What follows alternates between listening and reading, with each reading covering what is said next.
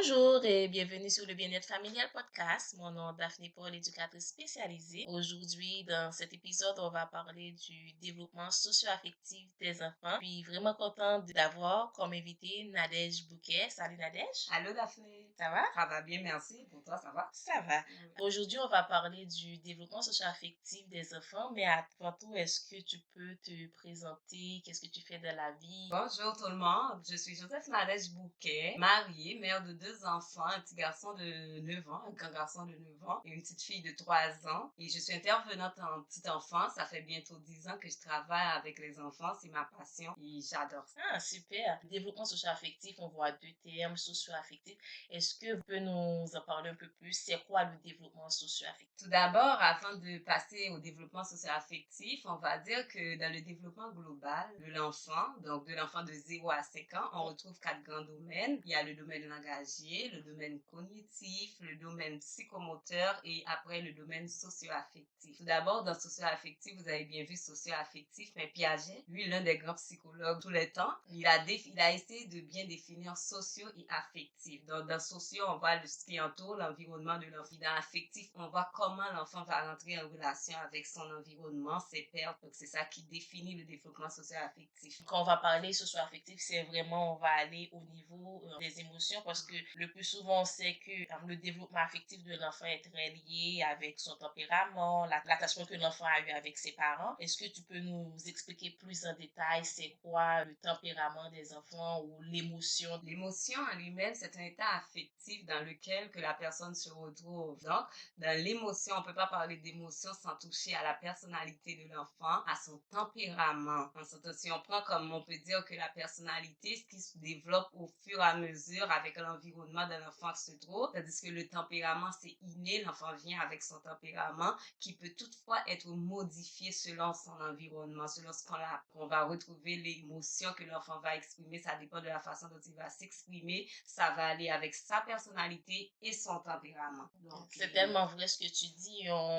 Les psychologues aussi ont identifié plusieurs types de tempéraments. Est-ce que vous pouvez nous donner plus de détails sur les types de tempéraments, comment l'émotion joue sur ces tempéraments-là? les différents types de tempéraments qu'on retrouve, surtout chez le jeune enfant, on va dire qu'il y a des tempéraments difficiles, des tempéraments faciles, des tempéraments comme lents à réagir, et puis aussi il y a des tempéraments mixtes ou ambivalents, si on peut dire. On va retrouver plus d'enfants avec des tempéraments faciles, c'est comme les deux thèmes, lents à réagir et puis mixtes, c'est un peu moins, mais on va plus retrouver des enfants à tempéraments difficiles et faciles. Il faut préciser que les tempéraments difficiles, ça joue aussi sur le développement de l'enfant, ça peut être un facteur de risque dans son développement. Donc, c'est ça, on retrouve un peu sa balance entre les 4 de tempérament qu'on peut dire. Oui. Sur ce que tu viens de dire, on parle souvent des enfants qui ont des tempéraments difficiles, on parle des émotions négatives ou du moins des émotions positives. Est-ce que tu peux nous donner quelques attitudes à prioriser quand l'enfant a des comportements négatifs ou du moins quand l'enfant a un bon comportement? C'est quoi les attitudes qu'on doit avoir? Tout d'abord, Daphné, je voulais te dire que d'habitude, on parle de émotions négatives et puis positives. Moi, j'aime pas trop aller là-dessus. Une émotion, c'est une émotion. Ça, c'est négatif, ça, c'est positif. On va aller plus, c'est la façon dont l'enfant va s'y prendre et le parent ou l'intervenante aussi va se prendre pour dire, OK, voilà, je vais t'aider à gérer, je vais t'aider à canaliser ce que tu ressens. Donc là, on va dire, ben, il y a la peur, il y a la tristesse, il y a la colère, il y a le dégoût, il y a la joie. Là, on va aider l'enfant à gérer son émotion, dépendamment de son tempérament, dépendamment de sa personnalité, on va aller avec parce que vu que chaque enfant est unique, la façon dont je m'y prends avec mon fils Carrie, c'est pas la façon dont je prends avec Katou. Donc là, je vais essayer de canaliser, de voir avec l'enfant, voilà ce que l'enfant fait, voilà comment je vais me prendre, voilà comment je vais anticiper tout ça. Donc, les astuces à avoir avec, tout d'abord, je vais aller par anticipation. Anticipation, par exemple, surtout pour la colère, les crises de colère, comme quand on prend comme 2 ans, 3 ans, 4 ans, c'est vraiment le tranche. C'est là-dedans que l'enfant est. Donc, ce que je je vais dire, OK, je vais avec l'enfant, je vois venir la colère, j'essaie de voir comment ça s'en vient là, je vais dire, je vais anticiper. Ça, c'est un. Quand tu parles d'anticipation, est-ce que vous pouvez nous donner quelques exemples? Oui, anticiper, par exemple, là, je dis, OK, je prends l'exemple, je suis au parc avec ma fille de 3 ans, et puis là, il est 5 heures, c'est l'heure de rentrer. Là, je connais ma fille, je sais qu'il est en plein là-dedans, ça va être comme le moment crucial. Ce que je fais, j'anticipe déjà dans ma tête, je me prépare moi-même, parce que c'est comme je te dis, nous aussi, on a des émotions. Là, je me prépare, je dis, OK, ça s'en vient, je vais me préparer, comment je vais prendre, ça dépend de la façon, de l'intérêt que l'enfant présente. Et là, j'y vais, et puis je commence à préparer, OK, Katou, regarde, il commence à faire noir, Katou, est-ce que tu vois la voiture de maman, Katou, est-ce que tu penses que papa est à la maison? J'essaie d'anticiper pour voir c'est quoi sa réaction, Ok. qu'est-ce qui s'en vient, à quoi m'attendre aussi. Là, je vais essayer d'anticiper. Ça se peut que ça passe pas, ça se peut que l'anticipation ne marche pas. Là aussi, j'ai dit, OK, ça marche pas, je vais par diversion. La diversion, c'est comme, OK, j'essaie de divertir, OK, qu'est-ce que tu penses? Karine nous attend à la maison, on va voir Karine. Oh, Katou, il y a ton auto dans la voiture, est-ce que tu veux aller prendre ton auto? Est-ce que tu veux aller prendre ton toutou? Ça marche pas. Peut-être ça marche, peut-être ça marche pas, dépendamment De de l'enfant. l'enfant, de l'ambiance. C'est tellement vrai Ouais, ce que c'est tu tellement dis. la diversion, ça se peut. Là, j'ai dit, là, j'ai pas le choix. Et puis là, je vais avec moi-même. Là, j'ai dit, là, maman, c'est fini. Regarde, c'est l'heure de rentrer. On va se prendre un bain. On va manger. Là, je sais que la crise s'en vient et j'ai pas le choix. Je dois affronter la crise. Et puis là, je vais avec l'autocontrôle aussi. Je dis, OK, Katou, je sais que tu veux rester un petit peu. Là, on n'a pas le choix. Il faut qu'on rentre. Et puis là, c'est comme des fois la crise s'en vient. Et puis, je me mets à ça de regard dans les yeux. Là, c'est fini. Ça suffit. On rentre. Et puis là, j'ai pas le choix. Et puis, si la crise continue, c'est sûr que des fois, ça persiste. Continue, on y va avec, on dit on n'a pas le choix, et puis on essaie de négocier tout autour. Si elle finit par se calmer, arriver à la maison, on peut faire un petit retour. OK, voilà, qu'est-ce qui s'est passé ou pas, qu'est-ce que Kato a fait, comment maman a réagi. L'attitude à prioriser. Ouais. D'abord, il faut anticiper Oui, l'émotion anticiper de l'émotion l'enfant qui qui s'en s'en vient, vient. ok, C'est sûr et que ça va après, venir. Et ensuite, on peut, comme on essaie faire de de la diversion. diversifier, on essaie de chercher. Là, si ça marche pas, là, on est à l'action. Et puis, avec l'action qui s'en vient, on essaie de gérer l'enfant, de permettre à l'enfant comment canaliser, comment, voilà, oui, je sais que tu es fâché, oui, je sais que tu es en colère, je reconnais ça, mais là, on n'a pas de choix. Comme tu dis, effectivement, il y a dans des situations, les enfants ont des émotions tellement fortes, ils ont des émotions qui sont tellement antisociables. Est-ce que nous, en tant que parents, vous avez quelques astuces que tu peux nous donner pour aider les enfants quand ils ont des émotions qui sont assez fortes, des astuces qu'on peut utiliser au quotidien pour aider les enfants à exprimer de façon socialement acceptable leurs émotions? Moi, je vais tout le temps surtout à l'histoire. Ça dépend de l'intérêt de l'enfant. Il y a des intérêts de l'enfant pour la lecture. Ou des fois, je vais avec des pictogrammes aussi. Là, ce que je fais tout le temps, je fais tout le temps un retour, mais surtout avec mes enfants à moi, que je fais un retour. J'essaie de comparer, de voir l'histoire de Petit Loup, par exemple. On dit, OK, voilà,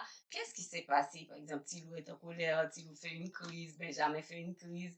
J'essaie de faire le parallèle comme qu'est-ce qui s'est passé avec Tilou? Ah oui, Tilou était fâché, Tilou était triste. Ma fille, elle fait tout le temps Kato est triste, Kato est triste. Parce que quand l'enfant a fini de gérer, parce que là, il sent que il y a quelque chose, maman n'est pas, il lit dans ton visage, il voit qu'il y a quelque chose qui ne marche pas, maman n'est pas contente. Et puis là, il va ramener tout ça à lui pour dire, et moi, je suis triste parce qu'il sait ce qu'il comprend assez bien, dépendamment de son âge, qu'est-ce qui s'est passé. Et puis, il va transférer les émotions sur lui-même pour dire, moi, je suis triste. Moi, des fois, je dis, c'est maman qui est triste. Maman est triste parce que Kato n'a pas écouté. Maman est triste parce que là, soit elle me regarde ou c'est comme, elle comprend assez bien ce que je fais faire. Je vais faire parallèle. Je dis, voilà, regarde, Tilou, c'est passé. Voilà la conséquence qui vient aussi. Parce que toute émotion, si tu canalises, je dis, oui, Kato, tu as le droit d'être triste. Tu as le droit de te fâcher. Mais qu'est-ce qu'on peut faire? Parce qu'il y a la technique de la respiration aussi que je fais. Par exemple, tu prends le ballon, tu dis, OK, on va prendre le ballon, on va voir qu'est-ce qui va se passer. Le ballon, il est fâché. Le ballon, il est en colère. Et puis là, je gonfle le ballon et puis j'essaie de tenir comme ça. Je dis, qu'est-ce que tu en penses? Là, je vais lâcher le ballon, tu vas voir. Le ballon, lui aussi, il a le droit de se fâcher, c'est correct. Mais là, je vais lâcher le ballon et puis tu vas voir, il va exprimer sa colère. Il va respirer, tu vas voir. Et puis là, on lance le ballon ensemble. Et puis là, ça va dans les airs et puis tu vois que ça dégonfle. Et puis je dis, OK, Kato, est-ce que tu peux respirer? Est-ce que tu peux respirer? Et puis là, c'est comme, OK, laisse partir ta colère. C'est comme un oiseau, par exemple, l'oiseau est fâché. Et puis, regarde, oh, il y a un oiseau caché là-dedans, on va faire partir l'oiseau. On respire ensemble, on prend son temps, et puis l'enfant va finir par se calmer. Mais des fois aussi, comme je te dis, on va jusqu'au bout. Il faut s'attendre à tout. Des fois, ça marche pas les techniques qu'on a. Là, j'ai dit, OK, t'as pas le choix, t'as besoin de moments de calme, de détente. Et puis, l'enfant s'assoit un petit peu dans un coin quelconque, comme un retrait, mais je n'aime pas trop utiliser. J'ai dit, comme, c'est un coin calme, tu vas t'asseoir, tu vas te calmer. Est-ce que tu veux un livre? Est-ce que tu veux un ballon? Il y a des ballons comme ballon de massage aussi. Il y a des foulards doux que je peux donner. Puis, l'enfant se calme, se met. Et puis,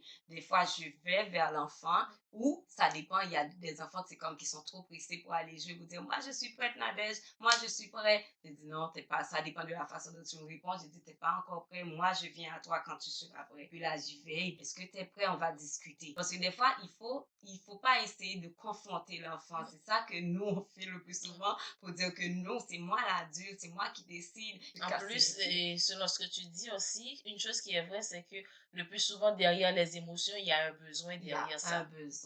Il faut chercher c'est quoi le besoin et puis quand on sait c'est quoi, l'enfant va être, ce sera plus facile pour l'enfant d'exprimer ce qu'il ressent par rapport aux besoins qu'il a. Parce que vraiment, comme tu dis, le besoin, des fois, ça dépend de l'enfant. Il y a des enfants qui extériorisent plus, ils vont te dire, voilà, moi j'ai envie de dire ça. Mais il y en a aussi, c'est leur façon de te parler, leur façon de te communiquer. C'est à toi l'adulte. Toi, tu vas dire, non, je ne veux pas que tu parles, non, on va canaliser ensemble. Et toi aussi, tu donnes l'exemple, soit avec papa, soit avec une collègue, soit avec quelqu'un, un ami. Ah, wow! Par exemple, j'aime le téléphone de Daphné. Je vais demander à Daphné, est-ce qu'elle peut me passer son téléphone? Et puis, regarde, moi, je demande poliment, j'utilise les mots magiques. L'enfant, parce que ça, l'enfant, en tant qu'éponge, il absorbe, regarde, et puis il apprend aussi par imitation et ça peut marcher. Tu donnes l'exemple, et là, il va voir, et puis ça dépend, et puis tu vas, ah, tu veux ça, tu as faim, tu es triste, ok, on va trouver une solution ensemble. Aider l'enfant aussi à trouver la solution par lui-même, ça aussi, c'est un truc qu'il faut prioriser.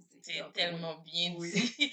Alors, avant de finir, je sais que nous, en tant que parents, face aux enfants, on a des émotions qui nous montent. Est-ce que tu peux nous donner quelques astuces pour gérer nos émotions, pour ne pas être en colère face aux enfants? Est-ce que tu peux nous donner des astuces pour nous gérer nous-mêmes? Tout d'abord, Daph, c'est humain. C'est vraiment humain, nous, parce que, maman surtout, on a tendance à avoir l'enfant parfait. On veut être la maman parfaite. Et, excusez-moi les pères, mais c'est tellement vrai, nous les mamans. Des fois, c'est comme tu dis, là, l'enfant, sur le coup, tu vois la réaction. Tu es dans tous tes états, ça vient te chercher. Je comprends, je vis ça tous les jours. Je vous donne 3 trucs. Il y a les 3 R qu'il faut prioriser dans vos interventions. Premièrement, le premier R, il y a le recul, très important. Parce que des fois, tu te laisses emporter, tu vois ce qui se passe devant toi. Tu ne peux pas admettre. Là, tu vas dire, OK, je prends mon recul à moi. C'est pour mon bien-être et le bien-être de ton enfant. Tu prends ton recul et puis, tu vas